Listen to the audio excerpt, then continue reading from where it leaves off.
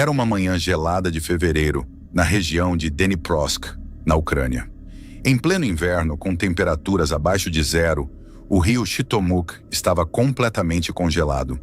Mesmo assim, Alexander, de 38 anos, foi até o local com a esposa e um amigo. Ele não estava ali por acaso.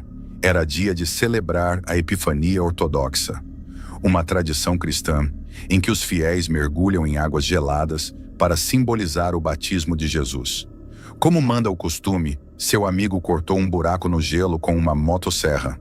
Alexander se preparou, tirou a roupa, ficou apenas de calção e pediu que a esposa registrasse tudo em vídeo.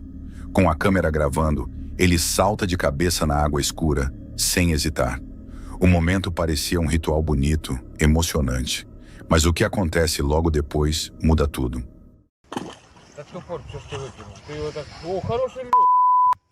Да.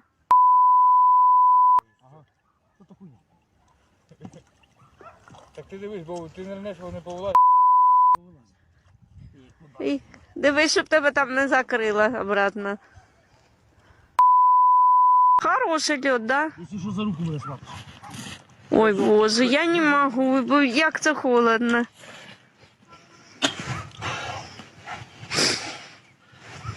Господи Боже, хоч би ти не заболів. О, молодець. Ой, Господи Боже, як це можна? Слава Ісусу, навіки слава.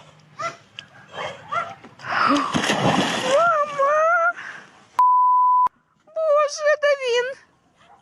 О, Боже. О, Господи. Боже, де він?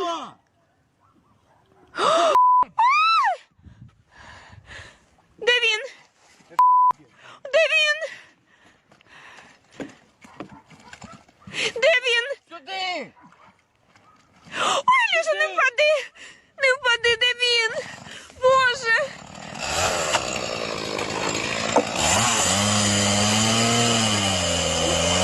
Дивись, його не попи... Де він? Я не можу, Боже! Ой, я не можу! Господи, де він? Я не знаю, що робити! Визивати спасателей! Визивай їх! Segundos depois, ao pular, Alexander desaparece. Ele foi puxado pelas correntes do rio, debaixo do gelo. Do lado de fora, a esposa chama, tenta entender o que está acontecendo. Mas a superfície continua imóvel. Mergulhadores e equipes de resgate chegam rápido. Vasculham a área por horas, mas não encontram sinal dele. No dia seguinte, o corpo de Alexander é encontrado a mais de 20 metros rio abaixo, preso no fundo. Especialistas acreditam que ele morreu quase imediatamente por choque térmico. Ele não conhecia o rio. Não havia nenhuma estrutura de segurança. E o mais trágico, existem locais preparados para esse tipo de mergulho, com supervisão e apoio médico. Mas ele preferiu fazer por conta própria.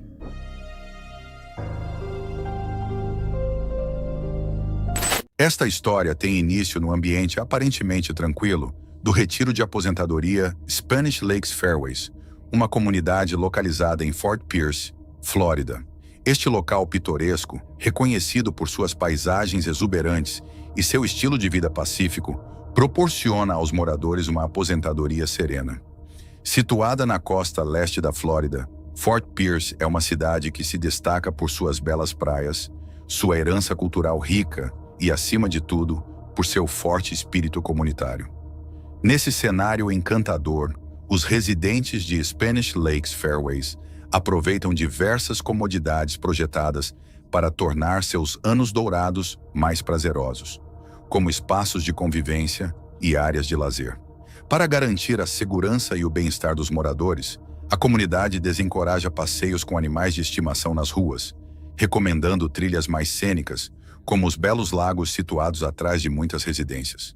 Foi em um desses locais que, em um dia aparentemente comum, sob o calor acolhedor do sol da Flórida, Glória, uma senhora de 85 anos, decidiu levar seu cão, Trooper, para um passeio. Sem pensar muito, ela colocou a coleira no cachorro e saiu para desfrutar do dia. No entanto, essa caminhada rotineira acabou sendo a última.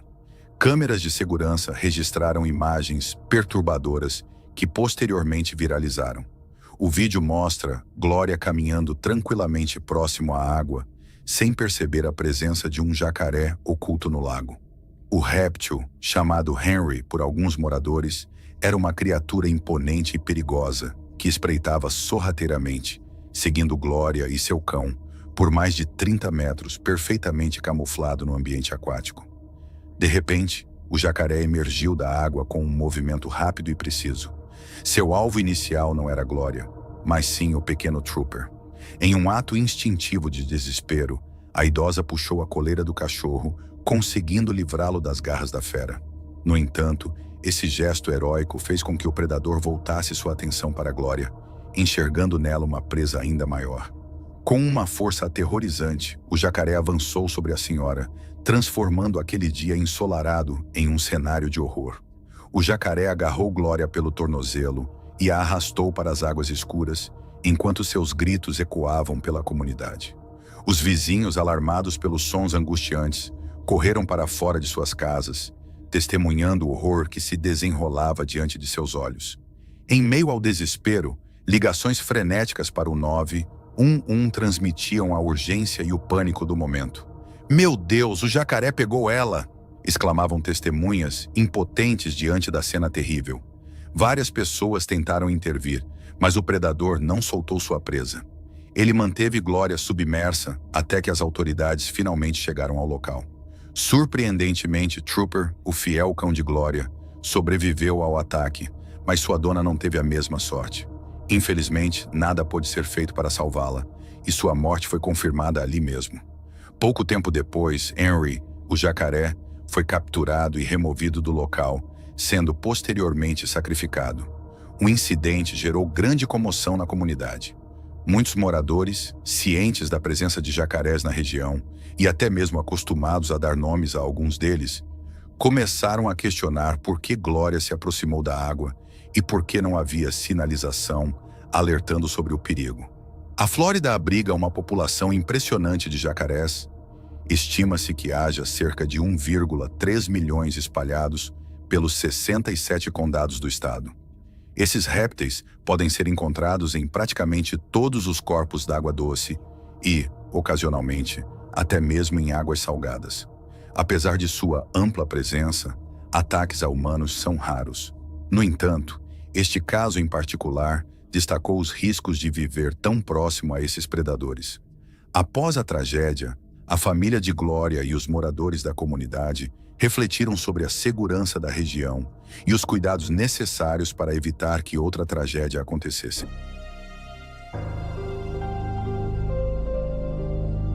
Numa tarde de sexta-feira, em maio de 2024, o norte da Itália parecia finalmente ter uma trégua após semanas de tempestades intensas.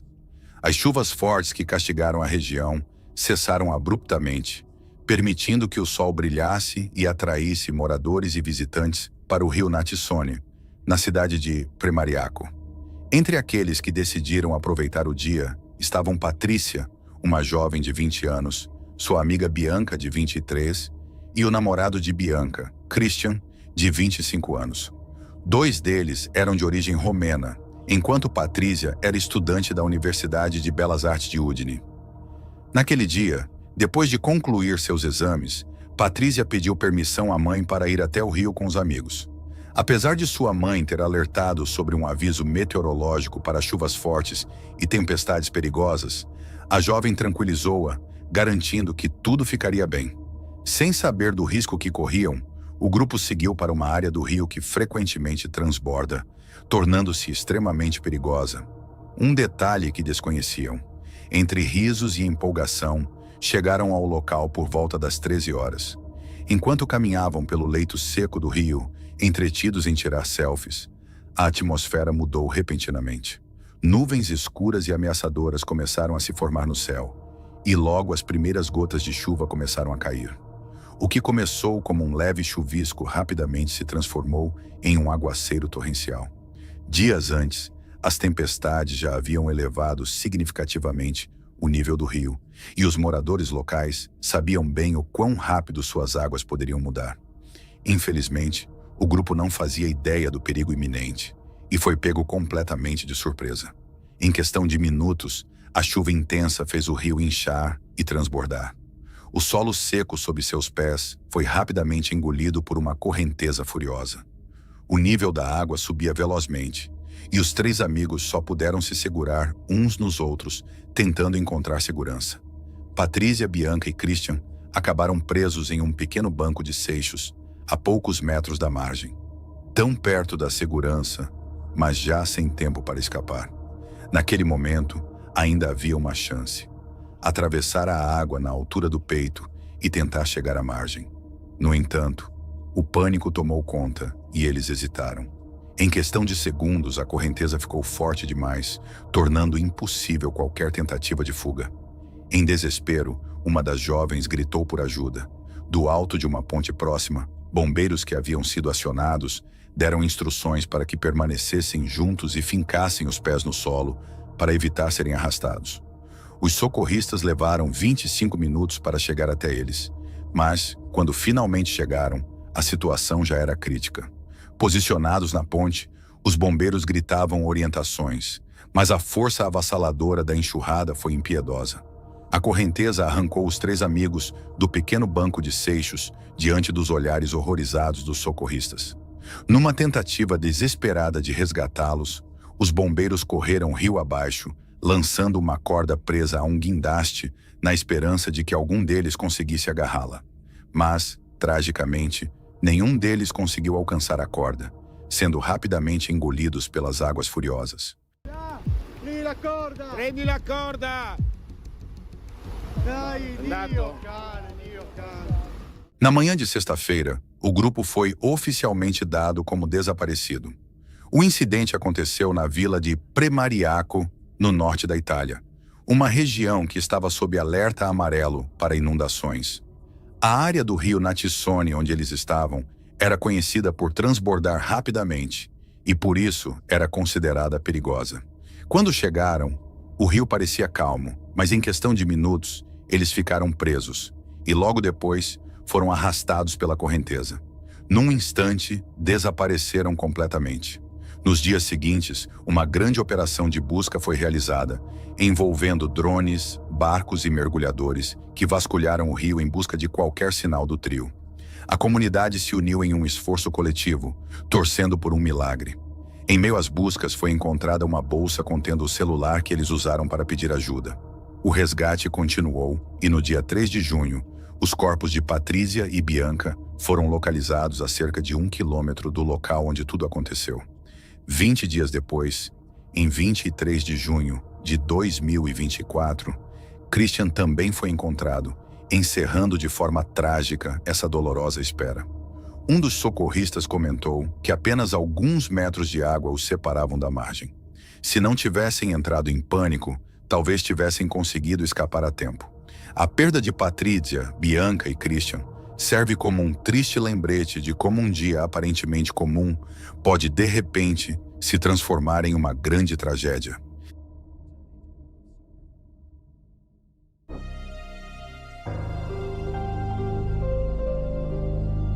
Era um dia comum para Colleen Ritzer, uma jovem professora de matemática de 24 anos. Por volta das 7h35, Colleen começou mais um dia de aulas na Danvers High School, em Massachusetts. Conhecida por sua dedicação e carinho pelos alunos, ela frequentemente se esforçava para oferecer suporte adicional. Naquele dia, após o término das aulas, Colleen pediu que Philip Chisholm, de 14 anos, e outro estudante ficassem na sala para uma aula de reforço por volta das 15 horas. Em determinado momento, Colleen saiu da sala e foi até o banheiro, enquanto os dois alunos permaneciam na sala de aula. As câmeras de segurança registraram Colleen caminhando animadamente em direção ao banheiro. Pouco depois, Philip Chisholm foi flagrado usando um capuz e colocando luvas. Ele entrou no banheiro logo após Colleen e a atacou de maneira brutal, cortando sua garganta por trás. 11 minutos após o ataque, outro estudante abriu a porta do banheiro, mas saiu rapidamente ao perceber algo estranho. Chisholm foi visto deixando o local e voltando mais tarde com roupas diferentes, empurrando uma lixeira verde de reciclagem.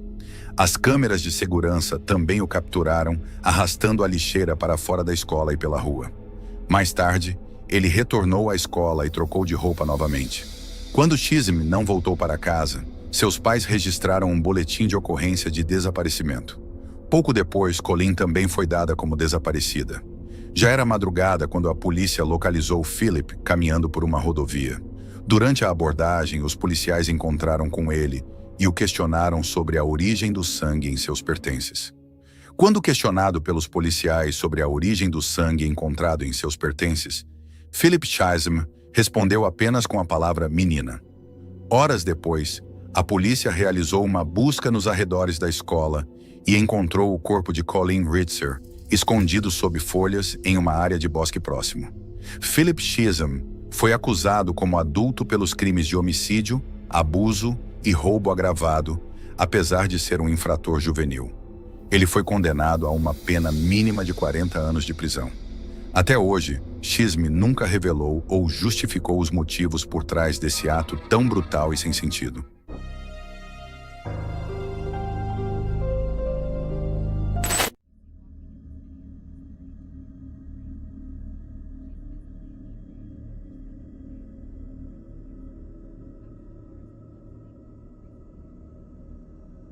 Era a madrugada do dia 1º de setembro de 2020. Os pubs da cidade tinham acabado de reabrir após meses de lockdown, e Lorraine havia passado o dia se divertindo com amigos, bebendo e celebrando o reencontro depois de tanto tempo separados. Por volta de 1h30 da manhã, com o bar prestes a fechar, ela se despediu dos amigos e decidiu voltar sozinha para casa. Uma caminhada de menos de 3 quilômetros até a casa do pai. Uma caminhada que ela nunca terminaria. Lorraine era uma mulher de espírito leve, carinhosa, que sempre deixava boas impressões por onde passava. Natural de Devon, no Reino Unido, ela havia se mudado para a Escócia em 2020 para viver com o noivo, tentando encontrar estabilidade emocional durante o confinamento da pandemia. Mas a saudade da família e dos amigos foi mais forte. Depois de um período difícil, ela decidiu voltar para Exeter em agosto daquele ano, com o desejo de recomeçar. Estava animada para retomar os laços, reconectar com as pessoas e reconstruir a rotina. Por isso, marcou de encontrar os amigos no pub naquela noite. A primeira em muito tempo. Eles passaram horas rindo, bebendo, relembrando histórias e falando da vida. Quando chegou a hora de ir embora, Lorraine havia combinado de dormir na casa de uma amiga, mas elas se desencontraram perto do fim da noite. Um outro amigo, preocupado, ainda ofereceu um táxi, mas Lorraine recusou. Disse que estava tudo bem, que preferia caminhar até a casa do pai, no bairro de Beacon Heath. O que ninguém sabia era que no momento em que ela deu tchau, alguém já a seguia pelas ruas. As câmeras de segurança espalhadas pelo centro de Exeter registraram tudo. Lorraine aparece andando sozinha, visivelmente embriagada. Atrás dela, a poucos metros, um homem caminhava na mesma direção. Ele a seguiu por mais de 1 quilômetro e, em determinado momento, ela parece notar a presença dele. Eles trocam palavras e logo começam a caminhar juntos. O homem coloca o braço ao redor dos ombros dela, como se fossem amigos de longa data. Em seguida, desaparecem por uma rua lateral. Depois disso, Lorraine nunca mais foi vista. Nos dias seguintes, amigos e familiares ainda trocaram mensagens com o número dela. Mas havia algo estranho. As respostas eram frias, secas, fora do habitual. Quando tentavam ligar, ela não atendia. Até que, de forma inesperada, Lorraine mandou uma mensagem dizendo que havia se mudado para Plymouth. Algo que ninguém sabia que ela pretendia fazer. A mudança de localização no Facebook deixou todos ainda mais desconfiados. Seu pai foi até o apartamento onde ela deveria estar. E quando chegou lá, encontrou todas as medicações dela, intactas. Lorraine era diabética tipo 1, dependente de insulina. Ela jamais sairia sem o remédio. Isso foi a gota d'água. Em 3 de setembro, ele foi à polícia e registrou o desaparecimento. A investigação começou com os últimos passos conhecidos de Lorraine. A polícia revisou as imagens das câmeras do centro de Exeter e conseguiu rastrear o trajeto dela até um ponto em que ela entra em uma rua ao lado de uma loja de kebab, acompanhada do homem desconhecido. Ele havia saído de um apartamento acima da loja, e era lá que a verdade começaria a vir à tona. O homem foi identificado como Christopher Myers, mas esse não era seu nome verdadeiro. Após ser confrontado pelas autoridades, ele revelou sua identidade. Azam Mangori, um imigrante ilegal iraquiano de 22 anos. Inicialmente, ele negou ter tido qualquer contato com Lorraine. Só que os investigadores encontraram, atrás do prédio, sacos de lixo contendo partes humanas. Braços, pernas, um rastro de horror. Era Lorraine. A cena era digna de um filme de terror. O quarto dele ainda tinha pertences dela. Celular, roupas, cartão bancário, carteira de motorista, além de seu chip de celular entupido no ralo da pia. Quando pressionado, Azam tentou uma versão confusa e cheia de buracos. Disse que conheceu Lorraine na rua, que os dois conversaram e decidiram ir até seu apartamento. Alegou que tiveram relações sexuais em um beco e que depois, já no apartamento, beberam mais, fumaram uma substância preta que ela carregava. Algo que ele disse não reconhecer. Ele contou que ficou tonto e desmaiou. Quando acordou, segundo ele, Lorraine estava caída no chão, sem respirar. Foi aí que ele alegou ter começado a alucinar, dizendo que viu aranhas saindo da boca dela e que, desesperado, colocou uma camiseta na boca da vítima para impedir que as aranhas saíssem. Ele disse que apagou novamente e que só ao acordar percebeu que ela realmente estava morta. A versão de Azam, no entanto, não se sustentava. O laudo toxicológico mostrou que não havia drogas no organismo de Lorraine, e as imagens de Azam depois do crime não condiziam com um homem em choque ou em surto. Muito pelo contrário, ele apareceu fumando narguilé calmamente, ouvindo música, como se nada tivesse acontecido. Seu comportamento era frio, metódico. Foi visto comprando fitas adesivas, sacos de lixo, uma mala grande e até um purificador de ar. Estava preparado para esconder o crime. O que mais chocou a polícia foi a descoberta no celular de Azam. Dias antes do crime, ele havia feito buscas por vídeos de amputações e pesquisado como enterrar um corpo manualmente. Ele ainda cortou uma tatuagem das costas de Lorraine, numa tentativa de dificultar sua identificação. Azam se dizia confuso, mas tudo indicava que ele havia planejado tudo. Ele ainda tentou justificar a gravação de um vídeo em que aparece com Lorraine num beco dizendo que foi para se proteger de acusações. Mas o que ficou claro para o júri foi que ele a viu vulnerável. Escolheu seguir, seduzir e depois matar. Mesmo com todas as provas, Azam se declarou inocente da acusação de homicídio, embora tenha admitido que desmembrou e tentou ocultar o corpo.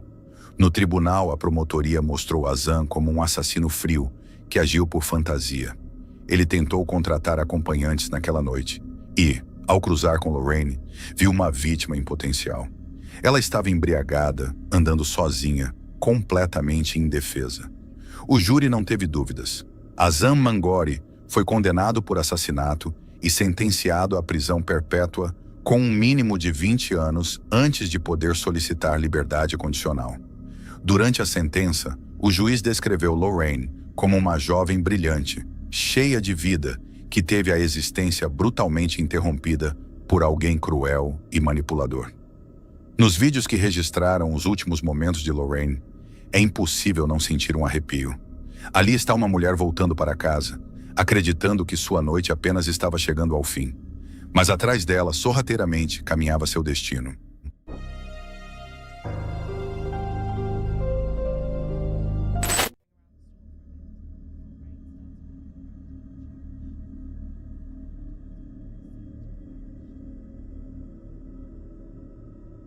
Era 21 de junho de 2013, começo da noite em Jacksonville, Flórida. Cherish Periwinkle, de 8 anos, saiu com a mãe Rain e as duas irmãs mais novas para comprar um vestido. No dia seguinte, ela viajaria para a Califórnia para ver o pai. A família vivia com pouco dinheiro, entre separações, guarda dividida e dificuldades para pagar contas. Mesmo assim, Rain queria que a filha fosse bem vestida para a viagem. Naquele fim de tarde, dentro de uma loja Dollar General, Rain tentava escolher algumas peças simples para as filhas, mas fazia as contas na cabeça e sabia que o dinheiro não daria. Enquanto conversava com uma funcionária sobre a dificuldade de pagar tudo, um homem que estava rondando pelos corredores escutou cada palavra. Donald Smith, com 56 anos, aparência de um senhor tranquilo, se aproximou devagar, puxou o assunto dizendo que entendia o quanto era difícil criar crianças sozinho, que também era pai e sabia o peso que era dar conta de tudo. Ele explicou que tinha um vale-presente de $150 que não ia usar e que a esposa dele estava a caminho do Walmart, uma loja maior, onde poderia comprar tudo o que Rain precisasse para as meninas. Donald insistiu, dizendo que faria questão de levar todos de carro, para não precisarem pegar ônibus carregando sacolas. Falou que não queria nada em troca, que era só alguém querendo ajudar uma mãe sobrecarregada. Rain, cansada, preocupada e sem saída, aceitou. Ela, Cherish e as duas irmãs mais novas entraram na van de Donald e foram até o Walmart. Lá passaram horas andando pelos corredores. Enquanto Rain escolhia roupas, Donald ficava sempre por perto, de olho em Cherish, seguindo cada passo da menina. O único item que ele colocou no carrinho foi uma corda. Já era tarde. As meninas estavam famintas. A suposta esposa dele nunca apareceu. Donald ofereceu comprar comida no McDonald's dentro do próprio Walmart. Cherish seguiu com ele, feliz. Essa foi a última vez que Rain viu a filha viva. Quando percebeu que a menina não voltou, Rain começou a procurar pelos corredores, mas não encontrou nada. O McDonald's já estava fechado. O Walmart anunciou o encerramento. O celular não funcionava. Desesperada, Rain pediu ajuda aos funcionários até conseguir um telefone, 40 minutos depois, para chamar a polícia. Enquanto isso, Donald e Cherish já tinham saído. As câmeras de segurança mostraram os dois indo até a van e deixando o estacionamento sem levantar suspeitas. A polícia levou horas para tratar o caso como sequestro e só emitiu o alerta de desaparecimento na madrugada seguinte. Pela manhã, uma denúncia anônima ajudou a localizar a van atrás de uma igreja. Donald estava molhado, cercado por sacolas. Perto dali, num riacho, encontraram o corpo de Cherish. Ela tinha sido abusada, agredida e o vestido florido estava ao lado. Donald Smith tinha um histórico de crimes sexuais desde os anos 70. Havia saído da prisão apenas 3 semanas antes. Mesmo assim, estava solto. No interrogatório, ficou em silêncio. Depois tentou alegar que perdeu o controle, mas nunca mostrou arrependimento. Na prisão, foi gravado conversando sobre meninas, sem sinal de culpa. No tribunal, não havia dúvidas. As imagens, os rastros, os depoimentos foram suficientes. O júri levou poucos minutos para condená-lo por sequestro, abuso e assassinato. Recebeu a pena de morte. Rain não conseguiu se reerguer. Perdeu a guarda das outras filhas. O pai de Cherish, Billy, também ficou marcado. A comunidade se mobilizou com vigílias, flores e doações, mas nada traria a menina de volta. Donald tentou recorrer, dizendo que seus advogados falharam. O pedido foi negado. Continua no corredor da morte. Para muitos, nenhuma sentença seria suficiente para apagar o que fez. Um homem que deveria estar preso, saiu, enganou uma família e destruiu uma vida de 8 anos. Cherish queria apenas um vestido novo para viajar. Foi enganada por alguém que parecia ajudar. Acabou vítima de um sistema que falhou em manter um predador longe das ruas. No fim, restou a lembrança de uma promessa de ajuda que virou tragédia.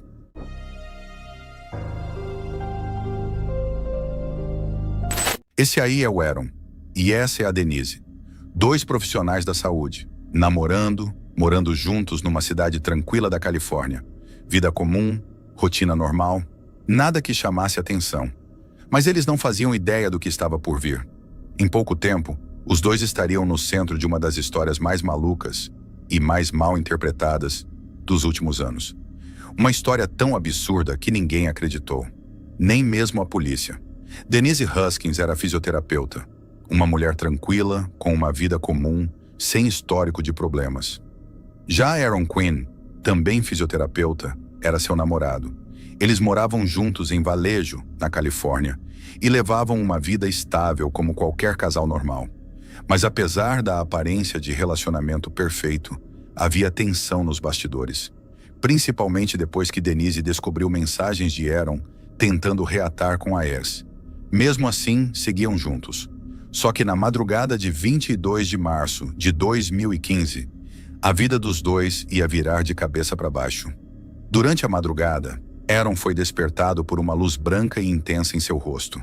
Ao abrir os olhos, viu homens mascarados, usando roupas semelhantes às de mergulho. Eles ordenaram que ele se deitasse de bruços. Denise, visivelmente abalada, foi forçada pelos sequestradores a amarrar as mãos dele. Em seguida, colocaram óculos de natação escurecidos em Aaron, bloqueando completamente sua visão, e fones de ouvido em suas orelhas, onde uma gravação começou a tocar. Uma voz calma dizia que seus sinais vitais seriam monitorados.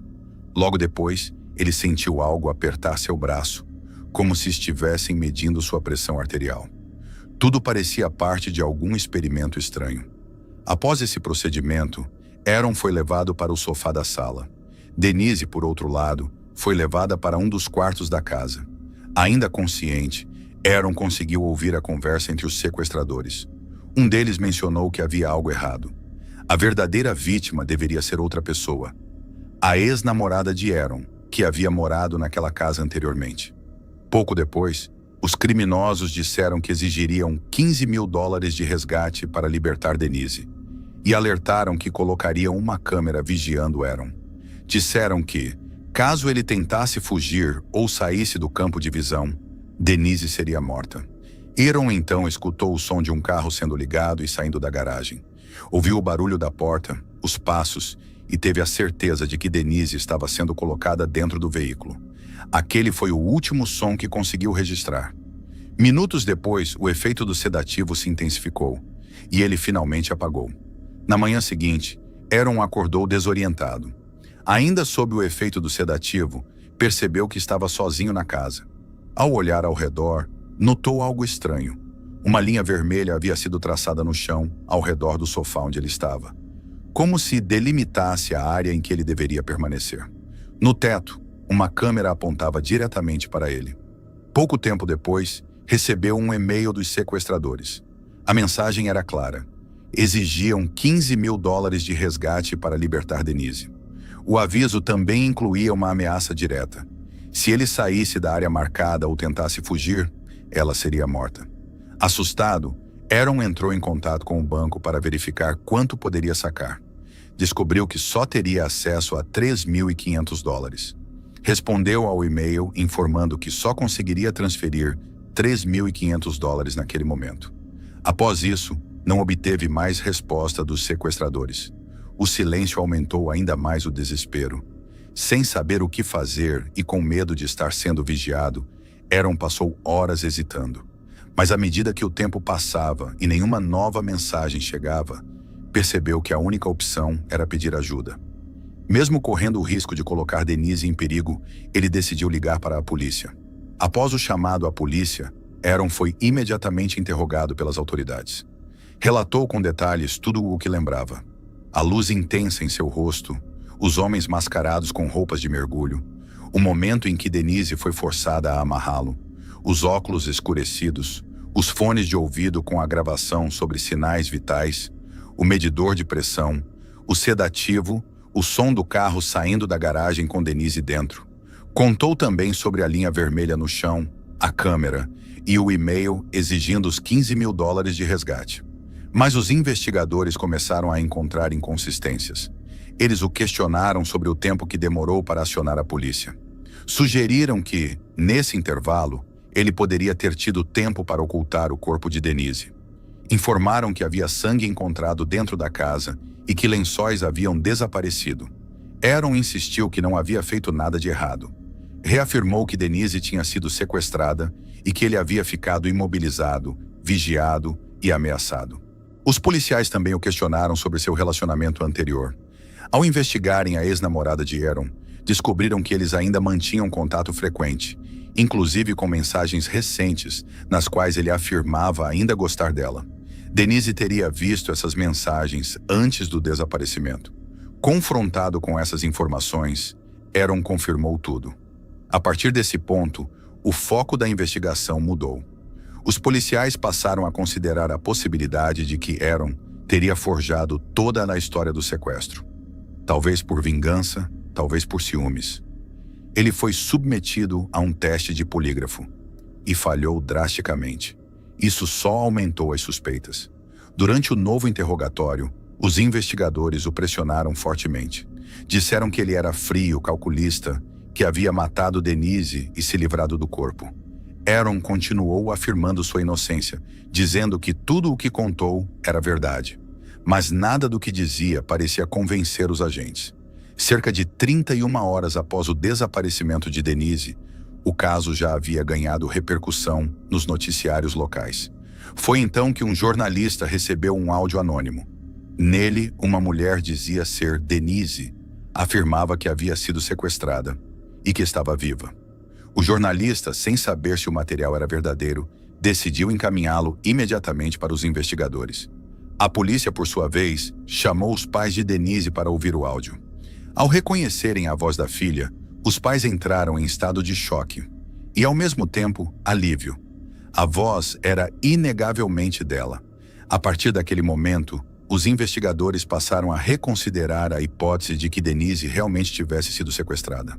Começaram a questionar os pais dela sobre o passado da filha, seu comportamento, seus antigos relacionamentos. Em meio aos relatos, surgiu uma revelação sensível. Denise havia sido vítima de abuso sexual na infância. Esse detalhe provocou uma mudança de perspectiva. A equipe de investigação começou a considerar se Denise, traumatizada por esse passado, teria recriado ou encenado uma situação de controle e abuso como forma de elaborar o que viveu.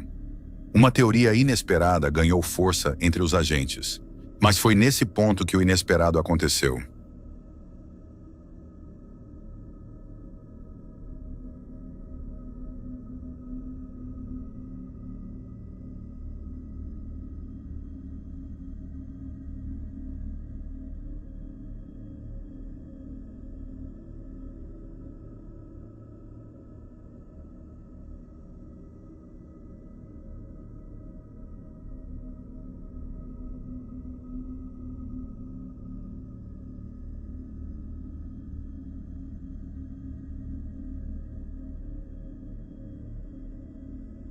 Denise apareceu.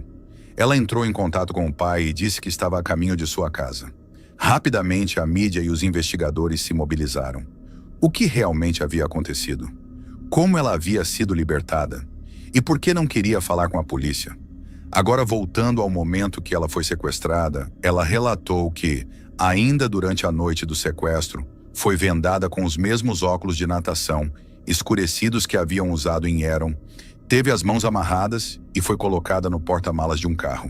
Disse que acordou já de dia, ainda com a venda nos olhos, e percebeu que estava numa área de mata. Foi levada para dentro de uma casa. Lá, o sequestrador a conduziu até um quarto e sentou-se na cama ao lado dela. Disse de forma fria que ela não era o alvo. O verdadeiro objetivo era a ex-namorada de Aaron, que havia morado anteriormente naquela casa. No entanto, como haviam pego Denise por engano, exigiriam $15 mil de resgate e a manteriam refém enquanto decidiam o que fazer. Foi então que o terror psicológico se intensificou. O sequestrador disse que temia que, ao libertá-la, Denise o denunciasse. Para garantir seu silêncio, afirmou que gravaria um vídeo deles tendo relações. Caso ela o denunciasse à polícia, ele divulgaria o vídeo na internet. Denise contou que foi abusada sexualmente e, depois disso, passou a viver sob constante vigilância e ameaça. Como recompensa por não ter reagido ao abuso, o sequestrador a autorizou a tirar os óculos escurecidos sempre que ele não estivesse por perto. Em um dos dias seguintes, os comparsas do criminoso decidiram que ela deveria gravar um áudio de prova de vida. Foi nesse momento que ela foi forçada a dizer seu nome e afirmar que havia sido sequestrada e que estava bem. Esse foi o áudio que chegou às mãos do jornalista. Mas o pesadelo ainda estava longe de terminar. Após enviar o áudio, o sequestrador a informou que o vídeo anterior não havia parecido convincente para seus comparsas. Disse que precisariam gravar outro, mais convincente, como se fosse consensual. Novamente, Denise foi abusada. Pouco depois disso, ele entrou no quarto onde ela estava mantida como refém. e mostrou uma reportagem no seu smartphone do pai de Denise, dando uma entrevista à imprensa e dizendo que a amava. Aquela cena pareceu tocar o sequestrador. Ele então disse que já era hora dela voltar para casa, mas com uma condição. Ela não poderia contar à polícia que ele fazia parte do exército e que, em hipótese alguma, poderia mencionar que ela foi abusada. Disse ainda que, se ela quebrasse o acordo, eles iriam atrás dela e da sua família. Antes de deixá-la ir, ajudou Denise a sair da carro. Pediu que ela contasse até 10 após ouvir o som do carro se afastando. Só então poderia tirar a venda. Denise fez exatamente o que lhe foi ordenado. Contou até 10. Quando retirou a venda e percebeu que estava sozinha. Ainda assustada, conseguiu encontrar o caminho até uma área habitada e entrou em contato com seu pai, avisando que estava viva e que estava indo para a casa dele. Pouco depois, ela chegou à residência do pai. Mas ao contrário do que a polícia e a imprensa esperavam, ela se recusou a dar detalhes sobre o que havia acontecido. Estava visivelmente abalada, retraída e evitava qualquer pergunta direta. Quando foi interrogada pela polícia pela primeira vez, ao ser questionada se havia sofrido algum tipo de abuso, ela respondeu que não. Por dentro, Denise estava em pânico. Temia que qualquer palavra revelada levasse o sequestrador a cumprir suas ameaças contra ela ou sua família. Sentindo-se pressionada pela polícia e pela mídia, Denise decidiu procurar ajuda legal. Foi então que contratou um advogado. Com a presença dele, finalmente conseguiu desabafar. Contou toda a verdade: o sequestro, o abuso sexual, a chantagem com os vídeos, as ameaças de morte. O advogado, ao ouvir o relato, imediatamente solicitou que ela realizasse um exame de corpo de delito. Mas antes que isso fosse autorizado, os investigadores exigiram mais um interrogatório formal. Com o apoio do advogado, Denise aceitou. Durante esse novo depoimento, repetiu tudo com clareza e firmeza, confirmando todos os detalhes do que havia passado. E quando o exame finalmente foi realizado, o resultado foi incontestável. O abuso sexual havia realmente acontecido. Apesar do exame de corpo de delito confirmar que Denise havia sido abusada, a polícia e os agentes do FBI continuaram a tratá-la com desconfiança. Durante um novo interrogatório, um dos investigadores friamente disse ao advogado: "Você já assistiu ao filme Garota Exemplar?" A comparação caiu como um golpe. Denise, já emocionalmente fragilizada, ficou devastada com a insinuação. Para ela, era como se todo o sofrimento, toda a violência que havia vivido, estivesse sendo ignorada e transformada em uma teoria de conspiração baseada em um filme de ficção. A mídia rapidamente absorveu essa versão distorcida.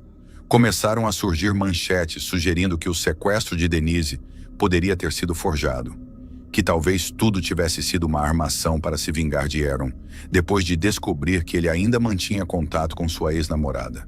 Denise passou a ser vista não mais como vítima, mas como farsante. Naquele momento, mesmo com exames médicos, depoimentos detalhados e o apoio de um advogado, a opinião pública e os investigadores viraram as costas para ela. A narrativa de que tudo teria sido uma encenação para ganhar atenção ou desmoralizar o namorado começou a dominar as conversas. A dúvida sobre a veracidade de sua história se espalhou como veneno. O tempo passou. A mídia havia praticamente sepultado Denise sob o rótulo de mentirosa e manipuladora. A polícia também havia se afastado do caso e a investigação parecia estagnada. Mas então, algo inesperado aconteceu. O jornalista que havia recebido o áudio de Denise durante o sequestro recebeu um novo e-mail anônimo. O remetente dizia ser o verdadeiro sequestrador e estava revoltado com o fato de ninguém acreditar na vítima.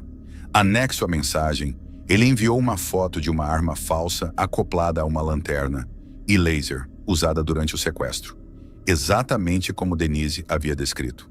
Não era só isso. O e-mail também foi enviado ao advogado de Denise, contendo detalhes específicos do carro utilizado no sequestro, um Mustang branco, e fotos do local onde Denise havia sido mantida em cativeiro. Tudo batia com os relatos anteriores dela. Os elementos que antes eram vistos como fantasiosos, agora surgiam como provas concretas. Mesmo diante disso, a polícia de Valejo ignorou os alertas. Não respondeu ao jornalista nem ao advogado. Os e-mails continuaram chegando. Em uma das mensagens seguintes, o sequestrador foi ainda mais direto. Escreveu que, se a polícia não se desculpasse publicamente com Denise, ele sequestraria outra pessoa. Era como se o criminoso sentisse prazer em expor a falha das autoridades e, ao mesmo tempo, quisesse reafirmar seu domínio sobre a narrativa. Foi só então que algo finalmente mudou, mas da forma mais trágica e alarmante possível. A polícia do condado de Alameda, na cidade de Dublin, Califórnia, atendeu a um chamado de emergência. Uma família havia sido atacada durante a madrugada. Segundo o relato, um criminoso havia invadido a casa enquanto todos dormiam. Usou uma lanterna com laser, colocou a luz diretamente no rosto da vítima e tentou sequestrar a filha do casal. Mas dessa vez, algo deu errado. O pai da jovem entrou em luta corporal com o invasor e conseguiu impedir o sequestro. Durante a fuga, o criminoso cometeu um erro fatal. Esqueceu o próprio celular em cima da bancada da cozinha. A polícia recolheu o aparelho como evidência. Ao investigar a linha telefônica, chegaram até uma mulher. Quando questionada sobre a quem pertencia aquele número, ela respondeu com naturalidade: "É do meu filho. O nome dele é Matthew Mueller." Era a peça que faltava. Mueller era um ex-fuzileiro naval, formado em Direito pela Universidade de Harvard, com histórico criminal envolvendo abusos sexuais. Para não levantar suspeitas, os policiais disseram à mãe que estavam apenas devolvendo o celular. Ela então forneceu o endereço do filho, um chalé isolado em South Lake Tahoe, a cerca de 220 quilômetros do local do crime. A polícia foi até lá.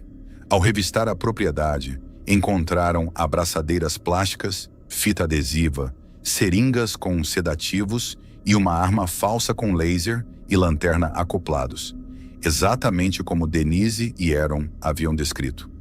Em um dos quartos, as janelas estavam vedadas.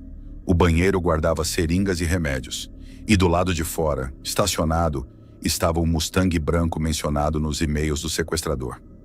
Ao abrirem o porta-malas do carro, os policiais encontraram um cinto de nylon e, no bolso, um par de óculos de natação, escurecidos cobertos com fita adesiva. Em um dos cantos da lente, um fio de cabelo loiro estava grudado. Aquela evidência era como um sussurro do passado. De quem era aquele cabelo? A vítima estava viva ou morta? Mas para Denise era o início da reparação da verdade. Ainda sendo tratados como mentirosos pela polícia e pela imprensa, o advogado de Denise continuava buscando formas de provar sua inocência. Foi então que uma revelação escandalosa veio à tona. O agente do FBI, encarregado do caso, tinha tido um relacionamento com Andrea, a ex-namorada de Aaron. Isso explicava por que a investigação parecia travada desde o início. O advogado, indignado, escreveu ao gabinete do inspetor-geral, relatando o conflito de interesses. A resposta oficial, no entanto, foi frustrante. Alegaram que tal relacionamento não comprometia a conduta do agente, nem influenciava a investigação. Enquanto isso, o fio de cabelo loiro encontrado no óculos do porta-malas seguia como um enigma.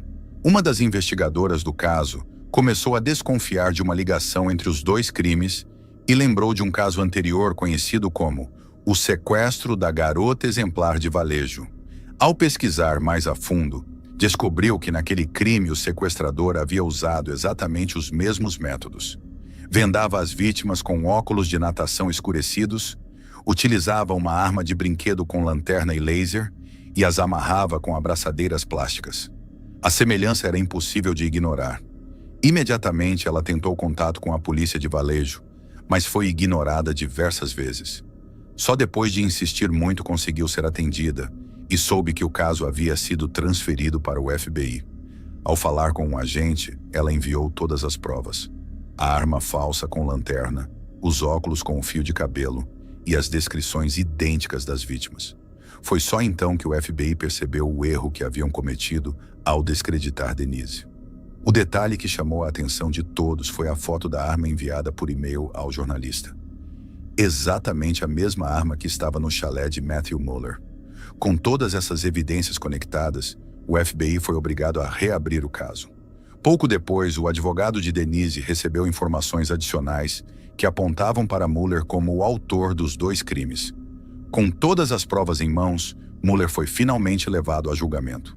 No tribunal, declarou-se culpado pelo sequestro e pelos abusos, sendo condenado a 40 anos de prisão. Até hoje, Matthew Mueller nunca revelou por que Denise se tornou o alvo, se o verdadeiro plano era sequestrar a ex-namorada de Aaron. Mas uma coisa ficou clara. Denise dizia a verdade desde o começo.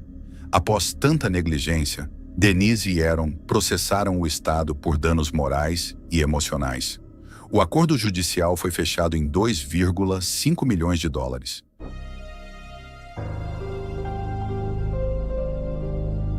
No final de 2019 e início de 2020, o casal fez uma viagem de Nova York à Califórnia. Alguns meses depois, celebraram o 21º aniversário de Gabby. Em dezembro de 2020, ficaram noivos e compraram uma van Ford Transit Connection de 2012, que foi convertida em um trailer, com a intenção de fazer outra viagem de carro. Para financiar a jornada, o casal fez trabalhos temporários, enquanto Gabby e Brian compartilhavam sua vida e suas viagens nas redes sociais, como YouTube e Instagram, documentando suas experiências e a vida na van.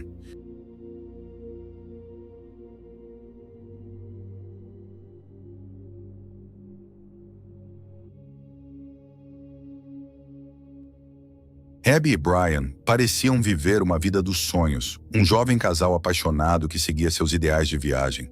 Porém, como muitas coisas nas redes sociais, a realidade era bem diferente. Em 12 de agosto de 2021, uma testemunha ligou para o 911 para relatar um casal, mais tarde identificado como Brian e Gabby, envolvidos em uma discussão física em frente à cooperativa comunitária Moonflower, em Moab, Utah. Posteriormente, oficiais do Departamento de Polícia da cidade de Moab localizaram a van do casal, que estava sendo conduzida de forma errática próximo à entrada do Parque Nacional Arches. Durante uma abordagem, encontraram Gabby chorando de forma descontrolada no banco do passageiro. Confira as imagens registradas pela câmera corporal dos policiais durante essa abordagem. Estou aqui para estar de mau humor. Eu só estava dizendo, me desculpe se estou de mau humor. Estou realmente muito estressado e preciso de um momento para relaxar. Tinha meu trabalho, usando meu computador diariamente, conta o que ocorre, ela se irrita às vezes, e eu tento realmente me afastar dela. Então, eu tranquei o carro dela e me afastei. O que aconteceu esta manhã é que ela está tentando montar um sitezinho, sair um blog e tudo mais. Então eu dou a ela um tempo. Nós realmente tivemos uma manhã agradável com tudo, e se houver algo mais firme. Ela simplesmente se irritou com o grupo tentando se organizar. Gabby minimizou o ocorrido, afirmando que ela e Brian apenas haviam discutido. Nenhum dos dois demonstrou interesse em apresentar queixas, e a polícia interpretou o incidente como um colapso emocional, não como violência doméstica. Mesmo assim, os oficiais decidiram separar o casal temporariamente, providenciando um hotel para Brian passar a noite, enquanto Gabby permaneceu na van. Em 17 de agosto, Brian viajou de Salt Lake City para Tampa, na Flórida, deixando Gabby sozinha em um hotel próximo ao Aeroporto Internacional de Salt Lake City. No dia 24 de agosto, Gabby deixou o hotel e se reuniu com Brian, retomando a viagem juntos. No dia seguinte, em 25 de agosto, Gabby postou fotos no Instagram em frente a um mural de borboletas próximo a um restaurante em Ogden, Utah. Essa foi sua última publicação na rede social. O casal foi registrado por câmeras de segurança em uma loja Whole Foods em Jackson, Wyoming, e depois vistos dirigindo pela rodovia 89. Em 27 de agosto, várias pessoas relataram terem visto os dois discutindo. Nesse mesmo dia, a mãe de Gabby recebeu uma mensagem de texto estranha de sua filha dizendo: "Ajude Stan, continuo recebendo suas mensagens de voz e chamadas perdidas." A mãe de Gabby achou a mensagem preocupante, já que Stan era o avô de Gabby e ela nunca o chamava pelo primeiro nome. Em 30 de agosto, outra mensagem foi enviada, desta vez dizendo apenas "sem serviço em Yosemite". A mãe de Gabby acreditava que essas mensagens não haviam sido escritas por sua filha. No dia 1º de setembro, Brian retornou sozinho à casa de seus pais, dirigindo o Ford Transit. Após vários dias sem notícias de Gabby, sua mãe registrou o desaparecimento em 11 de setembro. 4 dias depois, Brian, então com 23 anos, foi declarado uma pessoa de interesse no caso. Seus pais contrataram um advogado e se recusaram a fornecer qualquer informação sobre o ocorrido.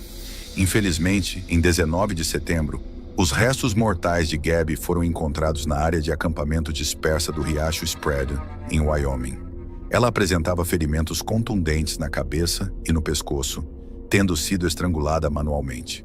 Um mês depois, em 20 de outubro, os restos de Brian foram localizados no Parque Ambiental do Riacho Miakahati, na Flórida. A causa da morte foi identificada como um ferimento de bala auto-infligido na cabeça. Entre os pertences de Brian, foi encontrado um caderno contendo uma confissão escrita. Ele admitiu ter matado Gabby e ter enganado as pessoas, fazendo parecer que ela ainda estava viva através de mensagens de texto enviadas de seu telefone. Brian justificou suas ações, alegando que Gabby havia caído e se machucado, e que ele acreditava estar agindo por compaixão, pensando que era o que ela desejava. O caderno também incluía detalhes de seus planos para tirar a própria vida. Esse foi um desfecho trágico para 2 vidas jovens, interrompidas de forma tão dolorosa.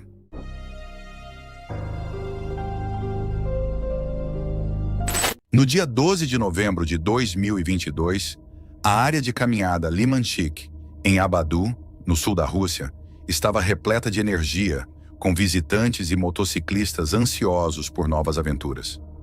Para contextualizar, essa região é uma pequena trilha costeira que se estende ao longo da Cordilheira do Mar Negro, famosa por seus penhascos íngremes e vistas espetaculares. Algumas das rotas são voltadas para caminhantes, mas a maioria das trilhas leva os aventureiros a altitudes elevadas e são ideais para o ciclismo off-road. Esses elementos tornam o local um destino popular, tanto para amantes de paisagens exuberantes, quanto para praticantes de esportes radicais. As trilhas, estreitas e cercadas por quedas vertiginosas até a praia e o mar abaixo, representam um desafio até mesmo para os motociclistas mais experientes. Entre os aventureiros atraídos pela emoção do local estava Mackay Blumenfield. Mackay, um pai de família de 38 anos, natural do território de Kodar, na Rússia, era um motociclista experiente, apaixonado por desafios extremos desde os 14 anos. Reconhecido no meio esportivo por sua habilidade, ele constantemente buscava testar seus limites em terrenos difíceis e condições adversas. Naquele dia, para Mackay, tudo parecia ser apenas mais uma de suas emocionantes jornadas. Ele havia planejado um dia inteiro de aventura e adrenalina. Para ele, era só mais uma aventura, algo que fazia com naturalidade. Junto com um amigo que seguia à frente, ele acelerou pelas trilhas, completamente à vontade, testando seus próprios limites e aproveitando cada momento. Tudo corria bem, até que de repente não mais. Como em tantas histórias de esportes radicais, o inesperado aconteceu e tudo ficou registrado em vídeo. Nas imagens, Mackay aparece atravessando uma trilha estreita no topo de um penhasco. Em um certo momento, ele faz uma breve pausa, como se estivesse avaliando o caminho à frente. Mas decidido a continuar, ele segue em frente. Foi então que perdeu o controle e o equilíbrio. Em um instante de arrepiar, Mackay caiu de sua moto e despencou de uma altura de 100 metros, em um desfecho trágico para um dia que deveria ser apenas mais uma de suas grandes aventuras.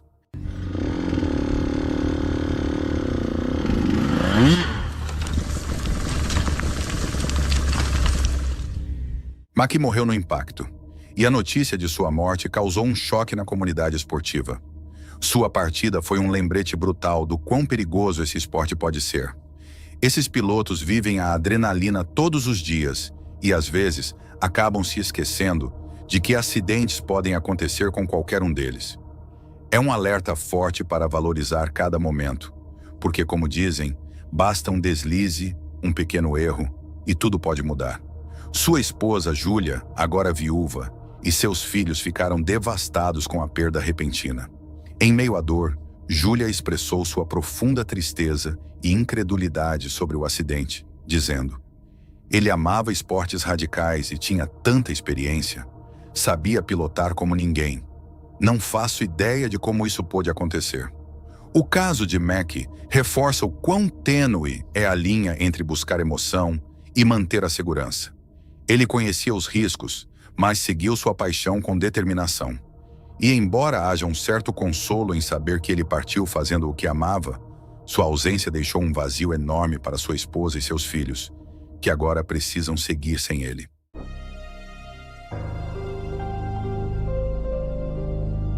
Em um salão de beleza, uma mulher passou o dia inteiro fazendo cabelo, unhas e outros procedimentos. Conversava normalmente, elogiava o atendimento e parecia uma cliente comum. Os donos trabalharam por horas cuidando de cada detalhe para deixá-la impecável. Quando tudo terminou, chegou a hora de pagar. E foi aí que veio a surpresa. A mulher tentou aplicar o golpe alegando que o marido dela ia chegar para efetuar o pagamento. Em certo momento pediu um táxi e tentou fugir do local. Ela só não contava com a reação do dono do salão. Confira. Me dá mais 10 minutos, por favor. Não, já te dei várias horas. Não, só me dá 10 minutos, eu tô te pedindo, por favor. E tem Eu tô te mais, pedindo, olha olha aqui. salão vai ser pior. Eu tô te suplicando. Não, eu fiquei a tarde inteira. Eu tô te Olha suplicando. só. Olha o meu cabelo aqui, ó. Meu cabelo tá por fazer aqui. Caramba, senta lá. Eu tô te pedindo. Senta lá agora. Senta lá agora. Pelo amor de Deus. Segura. Você vai sentar lá, porque eu já fiz as luzes. Você já trabalhou o dia inteiro. Você vai sentar lá. Senta, senta. Senta, menina. Me perdoa, eu tô pedindo Eu perdão. tô mandando você sentar. E na última Senta. chance de eu fazer uma ligação. Senta. Eu tô te pedindo a última chance de você deixar eu fazer uma ligação, por favor. Me dá a tesoura, Giovana. Para, não faz isso. Então Não senta. corta seu cabelo. Por favor. Senta. Ju, Senta, menina. pelo amor de Senta, Deus, senta. faz conversa. Ó, vai cair o negócio aí. Pra fugir. Eu não pedi. Você saiu correndo. Vai ser pior, ele vai cortar seu Não cabelo. faz isso. Então senta. Eu sei. Eu sei. Vai. Eu sei. Mas é Bora. cabelo preto. Cuidado com essa tesoura, Fernanda. Senta. Você não vai cortar o meu cabelo. Pinta, não? Tinta, passa Não tinta. vai cortar o meu cabelo. Não vai cortar o meu cabelo. Gosta. Não vai cortar o meu cabelo. Não vai cortar o meu cabelo.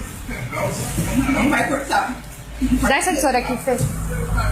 Vai lá, passa tinta junto. Isso é ridículo pra você, sabia? É ridículo pra você. É pra você que é ridículo. Pra mim não, eu sou trabalhadora. Eu não preciso ficar fazendo safadeza. Essa cliente tá desde as 3 da tarde. O horário dela era às 2. São 10 horas da noite. Já são mais de 10 horas da noite. Ela fez a fazer mechas no cabelo dela. Ela fez as unhas. Fez a sobrancelha. E ela tá enrolando desde a hora que eu tô fazendo que o marido dela vem pagar. E ela não vai pagar. Eu vou pagar. Não vai pagar. Questão de pagar. Ligou pro táxi, viu, gente? Pro Uber. E falou que ia pra mim, que era pra eu ficar com ela lá fora um pouquinho, que ela tava se sentindo sufocada. Quando o táxi chegou, ela correu pra entrar no táxi. Mas pra fumar você não tava sufocada, né? Você não quer tomar um spray, não. É isso. Você não fez de propósito? Quer retiro?